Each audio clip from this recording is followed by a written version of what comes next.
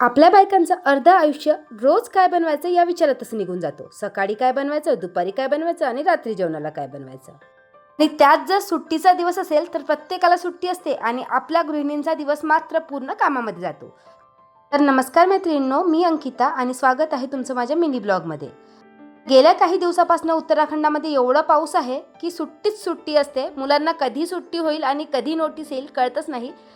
आज देखील मस्त असा सुट्टीचाच दिवस होता. आरामात सगळं चाललेलं होतं. सकाळी नाश्त्याला मस्त असा सोया पनीर पराठा बनवला होता. अगदी खायला टेस्टी लागतो. नॉर्थमध्ये आल्यापासून पराठा हा माझा फेवरेट ब्रेकफास्ट म्हटलं तरी चालेल.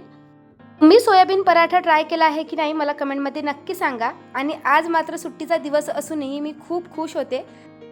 सकाळीच माझे भरपूरसे पार्सल रिसीव झाले होते आणि यावेळेस हे पार्सल मी मात्र स्वतःसाठी मागवले होते. नेहमी मी तुमच्यासोबत होम डेकरच्या वस्तू शेअर करत असते, पण यावेळेस स्वतःसाठी काही ड्रेसेस मागवले होते. तर हा बघा, हा फर्स्ट ड्रेस आहे जो मी एका व्हिडिओमध्ये तुमच्यासोबत ऑलरेडी शेअर केलेला आहे. क्वालिटी वगैरे खूप छान आहे.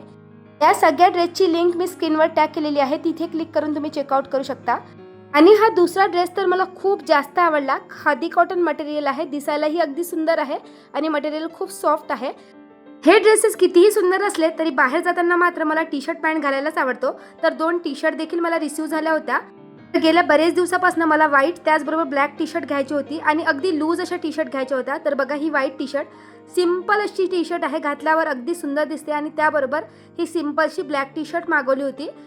आपल्याला अशी तर सुट्टी नसते, म्हणून स्वयंपाकाला सुट्टी मारायची ठरवले आणि संध्याकाळी मस्त अशा कॅफेला फिरायला गेलो होतो.